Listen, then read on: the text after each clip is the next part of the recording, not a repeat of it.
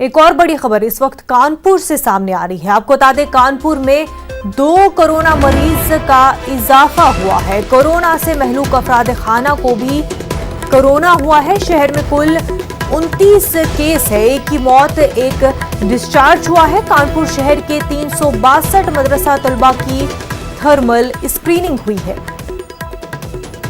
इस वक्त की एक और अहम खबर आपको कानपुर से बता रहे हैं। कानपुर में कोरोना मरीजों में इजाफा हुआ है। कानपुर में 2 कोरोना मरीज का इजाफा हुआ है।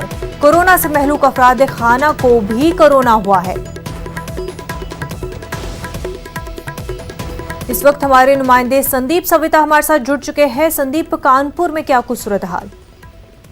मुनज़्ज़म, मैं आपको बता दूं कि जिस तरह से लगातार जांचें बढ़ रही हैं, जांचों के साथ जो है कोरोना संक्रमित लोगों की तादाद भी बढ़ रही है। कानपुर में आज 2 मरीजों के संक्रमित मरीजों के इजाफा हुआ है, जिसमें से एक जो महिला है जो मृत कोरोना पॉजिटिव व्यक्ति था उनके परिवार की है और एक मदरसा छात्र है। वहीं अगर मदरसों की बात की जाए तो मदरसों में भी कानपुर के कई मदरसों में असरफाबाद, जाजमऊ, पटकापुर, कुली बाजार, नवस्था के मदरसों में 362 मदरसों छात्रों की जांच हुई, जिसमें से छात्रों की जांच हुई, थर्मल स्क्रीनिंग हुई, जिसमें से 33 छात्रों को संदिग्ध पाया गया और उनका सैंपल लेकर जांच के लिए भेज दिया गया है। जी बिल्कुल। और मजीद अब टेस्टिंग को कितना तेजी से किया जा रहा है, क्योंकि अगर स्क्रीनिंग के द्वारा जो है कुछ सस्पेक्टेड केसेस मिल रहे हैं तो टेस्टिंग किट्स को कितना ज्यादा बढ़ा रहे हैं?